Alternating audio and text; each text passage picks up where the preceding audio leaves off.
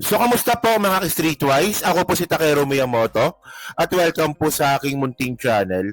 So, mga kababayan, kahapon po kasi, trending sa social media yung maiksing video na minumura po si Erwin Tulfo ng mga taga Green Hills. So, kahapon po kasi medyo hindi namin natutukan kasi nga, medyo busy po tayo kahapon, no? So, ngayon, medyo napagkismisan namin na baka nga siguro dahil si Erwin Tulfo bumaliktad. Di ba dati nung una sabi nga ni Erwin Tulfo na siya po ay pabor para matuloy yung impeachment trial ni Sara. Tapos ang ending, di ba? Kwek, kwek, kwek, kwek. Hindi pala bumaliktad. So nagalit daw po yung mga taga Green Hills. Well, hindi naman po kasi totoo yun.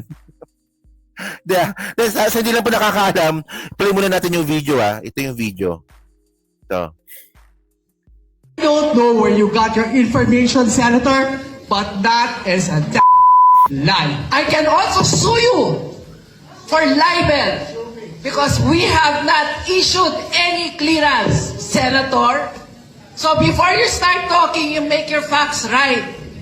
Katunayan, mas We don't issue any clearance, Senator. So by the way, no, hindi ko alam kasi maraming natawa dito na minumura si Erwin Tulfo, no? Diba? Nabasa ko sa mga comments. Pero ang nangyari pala dito, ano muna natin, no? Nakuha ko rin to sa isang news article. Ito pala, may kinalaman pala ito sa neighborhood nila, sa Green Hills.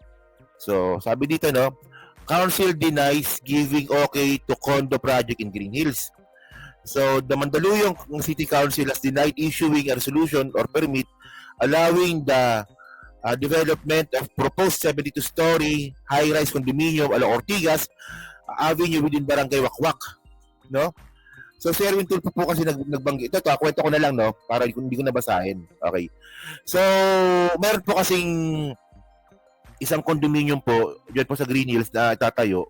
At yung sabi nga ni Erwin Tulfo doon sa speech niya doon, na binigyan daw po ito ng permit ng Barangay Wakwak.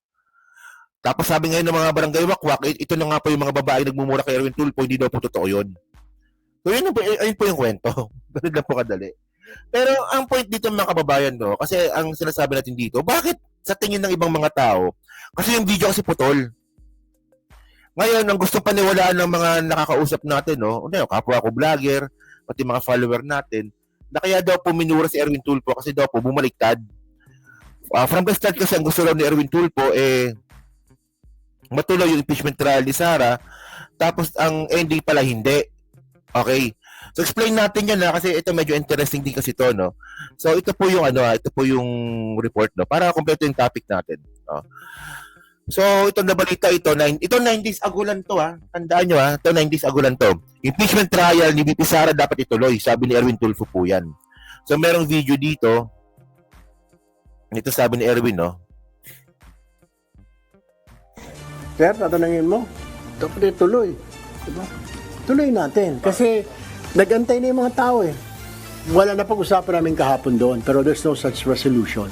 Pag ang napag-usapan namin, humingi yung minority ng hanggang August 6 para ma-review. Sabi ni Senator Ping, kayo mga lawyer, okay lang kayo. Senator Kiko, Senator Pia, paano kami mga civilian? 98 pages. So, pumayag din si Senator Marcoleta. Actually, Senator Marcoleta wants it kahapon. No, kung maniwala kay Marcoleta na yan. So ngayon mga streetwise, okay. Alam nyo, after nitong sabihin ni Tulfo, syempre, naniwala yung mga follower, no? At saka yung mga naniniwala sa mga Tulfo. Naniwala sila dito na itutuloy yung impeachment trial ni Sara. Tapos ang ending pala, mga kababayan, ito yung ending eh. Malamang alam nyo na to eh. Ito, ang ending ito. Galing to sa ABS-CBN, hindi na video, basahin ko na lang. Sabi dito, bagaman bumotong pabor sa pag-archive, no, ng articles of impeachment laban kay VP Sara Duterte, sinabi ni Senator Erwin Tulfo na gusto niyang humarap sa paglilitis ng pangalawang pangulo para harapin ang mga isyong pinupukol sa kanya. No? So, ito sabi ni Erwin Tulfo, no, ang boto kung ito ay hindi para i-absuelto si Sara.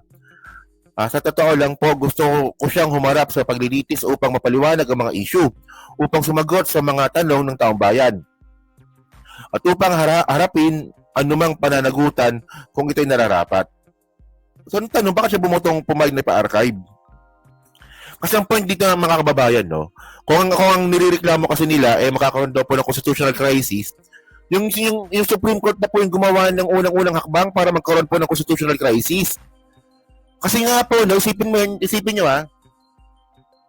ang Supreme Court po, yung mga justices po na yan, mga impeachable officer po yan. Kaya nga hindi sa kanila binigay yung impeachment trial, kasi nga po, impeachable officer din po sila. Kaya nila protektahan at gumawa ng batas para protektahan yung sarili nila para huwag ipa-impeach.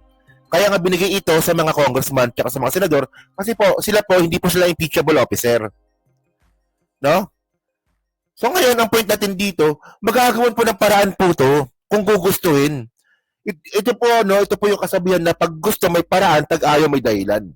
Isipin niyo yung apat nga na senador pabor na ituloy impeachment trial kahit meron ng desisyon sa korte. Kasi hindi sila sakop ng Korte Suprema. By the way, marami na po nag-explain yan, no? And then, mga matatalinong tao naman nag-explain ng mga irregularities nga po ng Supreme Court. Pero ang point natin dito, mga kababayan, madami po na-dismaya sa mga tulpo.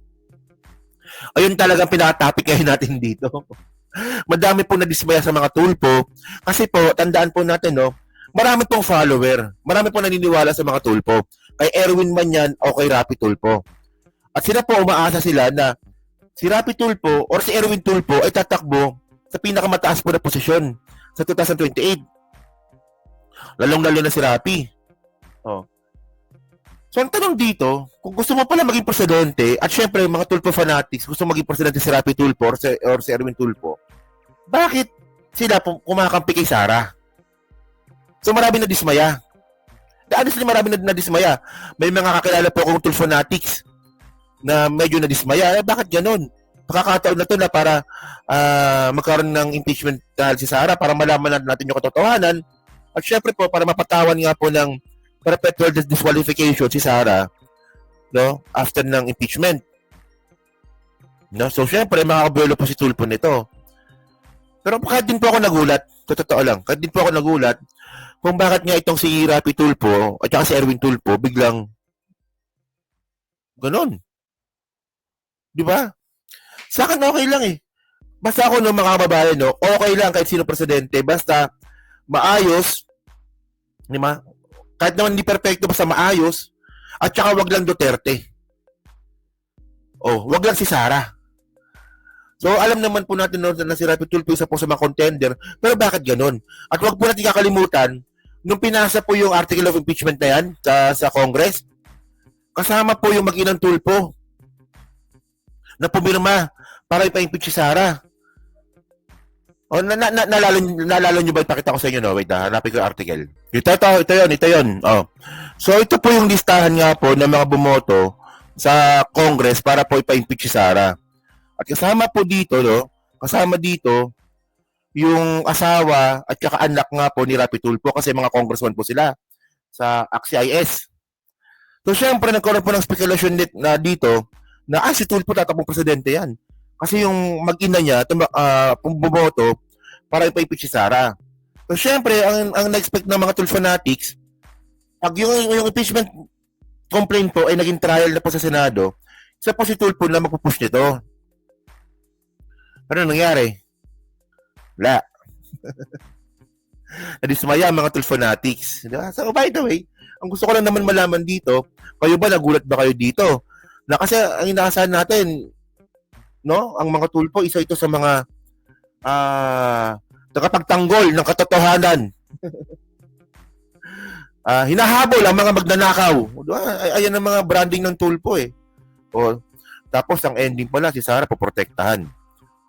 Para ba sa inyo, yung ginawa ba ng mga Tulfo is pagprotekta ito kay Sara? Ay ang unang tanong. At pangalawa, kung kayo ba ay Tulfo fanatics, kayo ba ay nadismaya dito nga po sa ginawa nga po ni Rapi Tulfo? O baka ayaw nyo rin sa mga Tulfo? So yun, mixing topic na naman po ito, nadaanan ko lang po.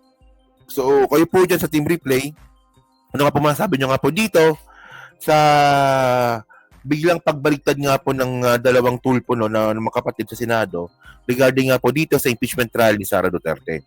Kayo ba, na-expect nyo ba ito? O unexpected ito? No? So kayo ba, gusto nyo bang manalo si Tulfo bilang presidente?